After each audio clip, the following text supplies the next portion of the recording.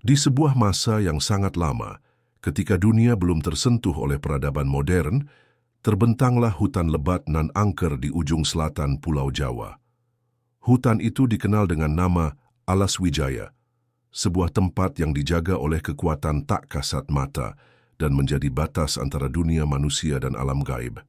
Siapapun yang masuk ke dalamnya tanpa izin akan tersesat, bahkan hilang tanpa jejak. Masyarakat sekitar percaya hutan itu dihuni oleh makhluk halus, siluman penjaga alam, dan roh-roh leluhur yang belum tenang. Hutan itu bukan tempat biasa. Ia adalah bagian dari alam yang disucikan, dihormati, dan ditakuti sekaligus. Di tengah belantara itu, tersembunyi sebuah pertapaan sederhana yang dikelilingi pohon-pohon raksasa dan kabut abadi. Di sanalah tinggal seorang pertapa sakti bernama Resi Wicaksana, yang memilih hidup jauh dari keramaian untuk menjaga keseimbangan antara dunia manusia dan dunia gaib. Resi Wicaksana hidup tenang bersama putri sematawayangnya yang bernama Dewi Kambangsari. Gadis ini tumbuh dalam kesunyian hutan, namun kecantikannya bagaikan bunga teratai yang mekar di tengah danau jernih, lembut, murni, dan memikat siapapun yang memandangnya. Kulitnya bening, matanya teduh, dan tutur katanya penuh kelembutan. Tapi bukan hanya kecantikannya yang membuat ia istimewa. Kambangsari juga mewarisi kebijaksanaan sang ayah dan memiliki hati yang penuh welas asih. Ia sering menolong binatang-binatang kecil yang terluka, bahkan berdialog dengan alam layaknya sahabat. Banyak yang percaya, Dewi Kambangsari bukan manusia biasa, melainkan titisan dari alam kayangan yang diturunkan untuk menjaga keharmonisan antara manusia dan alam. Meskipun tinggal jauh dari kerajaan dan keramaian, kecantikannya akhirnya terdengar hingga ke telinga raja yang berkuasa saat itu. Kabar tentang kecantikan Dewi Kambangsari menyebar luas, seperti angin yang membawa harum bunga ke penjuru negeri. Hingga akhirnya, kabar itu sampai ke telinga Prabu Jaya Perkasa, raja dari kerajaan Mataram yang terkenal berkuasa namun angkuh.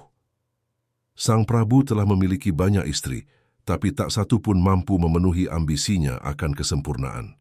Ketika ia mendengar tentang seorang gadis yang tak hanya jelita, tetapi juga memiliki aura suci dan kekuatan batin, hatinya langsung tergugah. Bukan karena cinta, melainkan karena keinginan untuk memiliki segala yang indah di dunia. Ia tak peduli dari mana asal gadis itu atau apa kehendaknya. Bagi Prabu Jaya Perkasa, tidak ada yang lebih tinggi dari perintah raja. Maka ia segera memanggil panglima perangnya dan memerintahkan sebuah misi rahasia. Bawa gadis itu ke istana. Hidup atau mati, ia harus menjadi milikku. Tanpa pikir panjang, pasukan kerajaan segera dikirim menyusuri Alas Wijaya yang penuh misteri dan bahaya.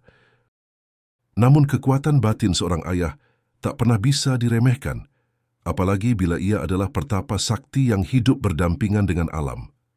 Resi Wicaksana telah merasakan gelombang hawa jahat datang dari arah utara. Dalam semedi malamnya, ia melihat bayangan merah menyala melintasi hutan, pertanda bahwa para utusan raja sedang mendekat dengan niat yang tak suci. Tanpa membuang waktu, Resi Wicaksana membawa Kambangsari ke tepi pantai selatan, tempat yang dianggap sakral dan menjadi gerbang menuju alam gaib.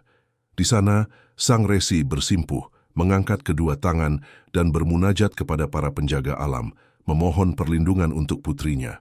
"Jika memang dunia ini tak lagi pantas untuk anakku," ucapnya lirih, "maka bawalah ia ke tempat yang lebih tinggi, tempat yang tak bisa dijangkau oleh kekuasaan manusia." Suasana mendadak berubah. Langit menjadi gelap, angin bertiup kencang, dan ombak mulai menggulung. Seolah alam menjawab doa sang Resi. Di tengah desau angin yang semakin kencang, Resi Wicaksana tetap bertahan dalam doanya, memeluk erat putri tercinta yang tubuhnya gemetar antara takut dan pasrah. Mata Kambangsari basah, namun ia tidak menangis karena takut, ia menangis karena hatinya berat meninggalkan sang ayah.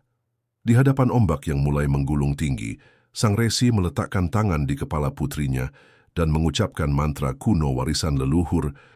Kata-kata itu menggema di udara, terdengar seakan-akan seluruh alam turut menyimak. Tiba-tiba kilat menyambar, dan dari dasar laut muncul pusaran besar berwarna biru kehijauan. Cahaya putih memancar dari langit, menyinari tubuh Dewi Kambangsari. Dalam sekejap, tubuh sang putri melayang ringan lalu perlahan terserap ke dalam pusaran cahaya itu. Resi Wicaksana menunduk, menyeka air mata. Ia tahu putrinya kini telah berpindah ke dunia yang lebih aman, tempat yang tak bisa dijangkau manusia biasa. Begitu tubuh Dewi Kambangsari menghilang dalam cahaya yang menyilaukan, laut pun bergemuruh lebih keras dari sebelumnya. Ombak raksasa menghantam garis pantai, membentuk cekungan besar di tengah samudra. Dari dasar laut, daratan mulai muncul perlahan, tanah basah yang dipenuhi bebatuan hitam dan tumbuhan liar. Daratan itu membesar, lalu terpisah dari garis pantai Jawa oleh aliran air yang deras. Alam menciptakan sebuah pulau baru, dan para makhluk halus menyebutnya Pulau Kambangan, untuk menghormati sang gadis suci yang kini menjadi penjaganya. Di malam itu, langit tenang kembali. Cahaya bulan menyorot pulau yang baru lahir, seakan memberkati kehadirannya. Tak ada manusia yang melihat langsung kejadian itu, selain Resi Wicaksana yang bersujud dalam haru dan syukur. Ia tahu, Nusa Kambangan bukan sekadar pulau, melainkan persembahan alam, tempat peristirahatan suci bagi putrinya, dan simbol kekuatan cinta serta pengorbanan. Sejak malam itu, Resi Wicaksana tak pernah kembali ke pertapaannya. Ia memilih tinggal di tepi pantai, menatap pulau yang kini berdiri megah di tengah lautan. Orang-orang yang berani mendekat ke alas Wijaya sering melihat sosok tua berjubah putih duduk bersila di atas batu karang, seperti tengah berbicara kepada ombak. Pulau itu pun dikenal oleh para nelayan sebagai Nusa Kambangan, berasal dari nama sang putri, Kambangsari. Konon, meski tubuhnya telah menyatu dengan alam, jiwanya tetap hidup, bersemayam di pulau itu. Ia menjadi penjaga gaib Nusa Kambangan, melindunginya dari keserakahan manusia, dan menjaga keseimbangan antara dunia kasat mata dan tak kasat mata. Tak sedikit orang yang mencoba memasuki pulau itu tanpa izin, namun mengalami kejadian aneh, tersesat, kapal rusak, hingga melihat bayangan wanita berpakaian putih berjalan di antara pohon-pohon liar. Pulau itu menjadi keramat, dan hanya mereka yang berhati bersih yang boleh menjejakkan kaki di sana. Sementara itu, di istana Mataram, Prabu Jaya Perkasa mendidih amarahnya saat mendengar pasukannya gagal membawa Kambangsari. Ia tidak bisa menerima kekalahan, terlebih oleh seorang pertapa dan hutan terkutuk. Dengan kesombongannya, sang raja memerintahkan agar dibangun jembatan batu yang membentang dari pesisir selatan menuju pulau baru yang muncul di tengah laut. Tak ada tempat di tanah Jawa yang tak bisa dijangkau olehku, ucapnya lantang. Ratusan pekerja dikerahkan, batu demi batu disusun, kayu dan besi dikirim dari berbagai daerah. Namun setiap malam, badai datang menghancurkan apa yang telah dibangun siangnya. Ombak tinggi menelan jembatan, angin merobohkan menara, dan suara-suara aneh terdengar dari tengah laut. Para pekerja mulai ketakutan, bahkan sebagian lari meninggalkan lokasi. Namun sang raja tetap keras kepala, tak menyadari bahwa bukan manusia yang menguasai tempat itu, melainkan kekuatan alam yang dipimpin oleh roh suci sang gadis yang dulu ia ingin kuasai. Hari demi hari, kegagalan demi kegagalan menimpa proyek jembatan raja. Para ahli kerajaan mulai angkat tangan. Beberapa di antara mereka bahkan menyarankan Prabu Jaya Perkasa untuk menghentikan usahanya karena telah mengganggu wilayah yang dianggap keramat. Namun sang raja tetap tidak bergeming. Sampai suatu malam ia bermimpi aneh. Dalam mimpinya, ia melihat seorang gadis berwajah pucat berdiri di tengah jembatan yang belum selesai. Mata gadis itu memancarkan kesedihan mendalam. "Mengapa engkau tidak mengerti, wahai raja?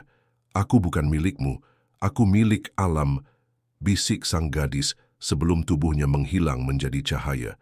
Pagi harinya, Prabu Jaya Perkasa terbangun dalam keadaan lemas dan linglung. Ia memandangi pantai dari balkon istananya, dan untuk pertama kalinya dalam hidupnya, ia merasakan sesuatu yang asing, penyesalan.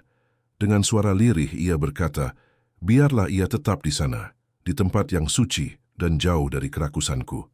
Sejak kejadian itu, Prabu Jaya Perkasa membatalkan proyek jembatan dan melarang siapapun dari kerajaannya menyentuh Nusa Kambangan.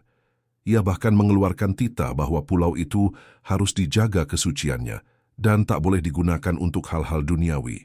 Penduduk sekitar menyambut keputusan itu dengan lega, sebab mereka pun telah lama menyaksikan hal-hal aneh yang terjadi setiap kali ada orang berniat buruk terhadap pulau itu. Waktu berlalu, cerita tentang Dewi Kambangsari menyebar dari desa ke desa, dari generasi ke generasi. Nusa Kambangan pun menjadi simbol antara dua dunia, dunia manusia dan dunia yang lebih halus. Tak ada yang berani mendekat tanpa izin batin. Hanya mereka yang datang dengan niat baik, hati tulus, dan doa yang bersih yang bisa kembali dengan selamat. Pulau itu tak hanya menjadi tempat misterius, tapi juga lambang bahwa kekuasaan manusia ada batasnya, dan bahwa cinta seorang ayah bisa mengubah takdir anaknya, bahkan hingga menciptakan pulau yang abadi. Tahun demi tahun berlalu, hutan Alas Wijaya perlahan ditinggalkan manusia, tapi kisah tentang Dewi Kambangsari tetap hidup. Para tetua desa di pesisir selatan Jawa, khususnya di sekitar wilayah Cilacap, terus mewariskan kisah ini lewat dongeng malam, tembang, dan ritual adat. Bagi mereka, Dewi Kambangsari bukan hanya sosok dalam legenda, tapi pelindung yang nyata. Ia dipercaya menjaga hasil laut, menjaga keseimbangan cuaca, dan melindungi para nelayan dari bahaya badai. Pada hari-hari tertentu, warga sekitar menggelar selamatan laut, mempersembahkan sesaji di tepi pantai sebagai bentuk penghormatan dan ucapan terima kasih kepada penjaga Nusa Kambangan. Di mata mereka, pulau itu bukan tempat hukuman seperti yang dikenal di masa modern, melainkan tempat keramat yang diberkahi oleh kekuatan alam. Cerita ini menjadi warisan tak tertulis yang mengikat batin masyarakat dengan alam, mengingatkan mereka untuk tidak serakah dan selalu menghormati sesuatu yang lebih besar dari diri sendiri. Tak hanya dari cerita, beberapa nelayan bahkan mengaku melihat sosok wanita misterius berdiri di tepi Pulau Kambangan saat mereka melaut dini hari. Sosok itu mengenakan kebaya putih, rambutnya panjang terurai, dan wajahnya tidak pernah terlihat jelas, tapi entah mengapa memancarkan ketenangan. Salah satu nelayan pernah berkata, ia hanya berdiri memandangi laut, seperti sedang menunggu seseorang atau menjaga sesuatu. Tak sedikit pula yang merasa perahu mereka tiba-tiba berputar arah ketika terlalu dekat ke pulau, meski angin dan arus laut tak menunjukkan gejala aneh. Seolah ada kekuatan tak terlihat yang mengarahkan mereka menjauh, memberi peringatan tanpa kata. Kisah-kisah seperti ini menjadi bagian dari kehidupan sehari-hari masyarakat pesisir. Bagi mereka, Nusa Kambangan bukan sekadar tempat di peta, tapi dunia yang memiliki jiwanya sendiri. Jiwa seorang gadis yang dikorbankan untuk keselamatan dan kini menjaga pulau itu dengan kasih yang tak terucapkan. Lama-kelamaan, keberadaan Nusa Kambangan mulai menarik perhatian para petinggi kerajaan dan pemuka spiritual dari berbagai wilayah. Ada yang datang karena rasa ingin tahu, ada pula yang datang karena haus kekuasaan, berharap bisa menguasai pulau yang diyakini menyimpan kekuatan gaib. Namun banyak dari mereka yang kembali dengan wajah pucat, mata kosong, atau bahkan hilang arah hidup. Seorang empu dari kerajaan timur pernah mencoba bertapa di Nusa Kambangan tanpa izin batin. Ia membawa segala perlengkapan ritual dan percaya dirinya cukup sakti untuk menaklukkan kekuatan pulau. Namun di malam pertama, ia mendengar bisikan lirih di telinganya, "Ini bukan tempatmu." Saat fajar, ia ditemukan oleh nelayan. Tubuhnya gemetar, tak mampu bicara selama 3 hari. Setelah sadar, sang empu hanya berkata singkat, ia masih ada di sana, menjaga gerbang yang tak boleh dibuka oleh manusia. Sejak itu, para spiritualis dan leluhur memutuskan, Nusa Kambangan bukan untuk ditaklukkan, melainkan dihormati.